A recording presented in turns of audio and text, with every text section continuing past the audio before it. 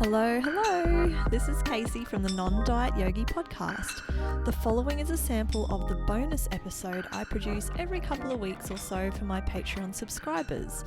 You can support my work and have full access to all bonus episodes and other premium content, including resources and other goodies from guests of the podcast, by subscribing for just $2 a month at patreon.com/nondietyogi. Thanks for listening and thanks for your support, which keeps this podcast going without ads or sponsors. There is an inherent fat phobia and weight stigma in the natural health and wellness communities. We all kind of know and expect that if you walk into a gym or a kind of mainstream fitness place, or even certain medical centres, that there's going to be some weight centrality and fat phobia there. But the natural health world is interesting. It has this grassroots, more kind of palatable flavour where weight bias enjoys a crunchier disguise. This kind of appeal to nature fallacy and kind of, love and light almost kind of disguise masks the same inherent fat phobia that are in the fitness industry that we also find in mainstream medicine.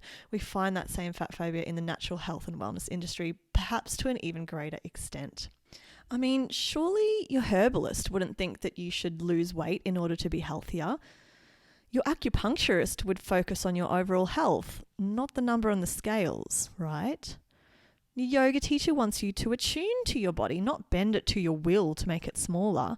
And surely your naturopath wouldn't kickstart your health journey, quote unquote, by putting you on a restrictive diet that acts as a pathway to body dysmorphia and disordered eating. But no, there's the herbalist prescribing high-dose green tea supplements and other metabolism-boosting herbs, in air quotes, to help you release excess fat. There's the acupuncturist targeting points for weight loss. The yoga teacher telling you that going raw vegan helped her lose 5 kilos and that maybe you should try it too. And the naturopath who encourages you to kickstart your liver detox by putting you on a 7-day liver cleanse consisting only of vegetable juices. All of this is antithetical to the naturopathic dictum of treat the whole person and first do no harm. I hear plenty of practitioners declaring that they don't promote weight loss diets, that they don't do fads and stuff like that. And it may be true that they no longer do weigh-ins or count calories, but often there are these covert dieting thoughts and beliefs that are still really reinforced by many natural health practitioners.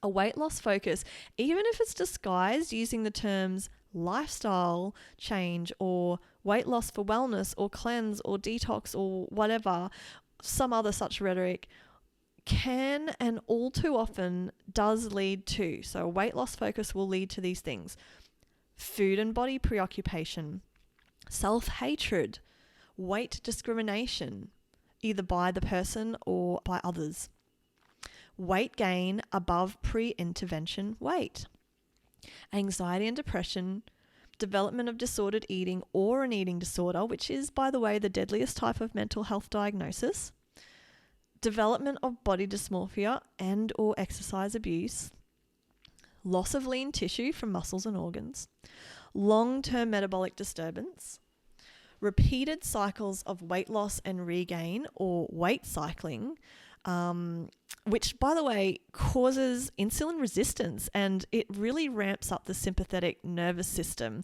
And that stuff is at least as likely to increase the risk of diabetes, hypertension, and cardiovascular disease as simply maintaining a higher weight. In fact, it's more risky to weight cycle than to just simply maintain a high weight. It is more inflammatory to do that.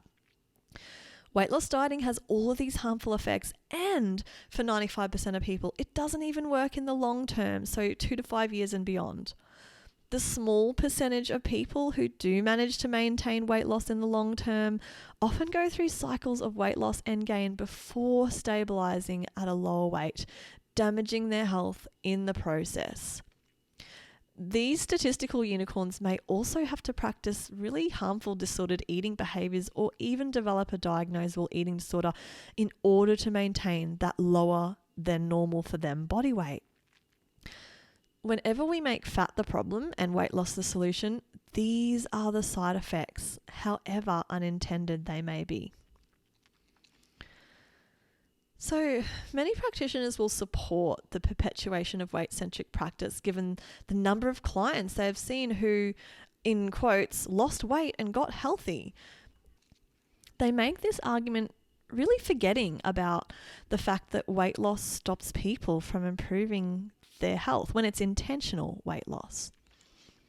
It's really important to understand that for those who embark on weight loss and experience health improvements, the positive effects of weight loss are mostly explained by the adoption of healthier lifestyle behaviors rather than the weight loss itself. I'm just going to say that again because it was really important. The positive effects of weight loss are mostly explained by the adoption of healthier lifestyle behaviors rather than the weight loss itself.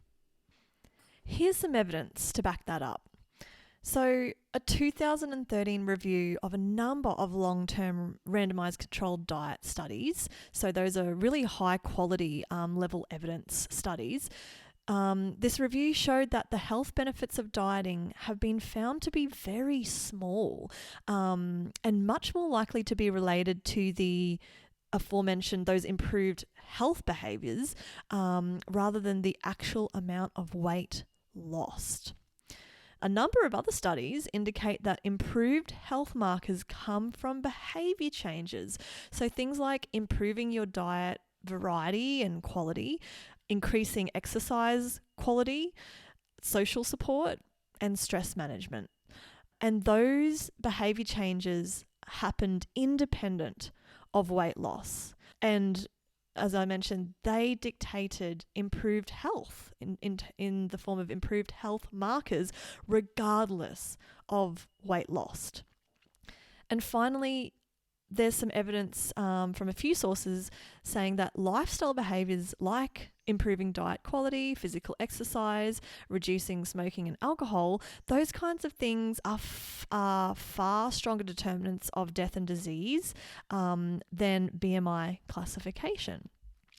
So it's hopefully becoming pretty clear that to prescribe health recommendations based on someone's weight instead of behavior change, it's simply just not best practice.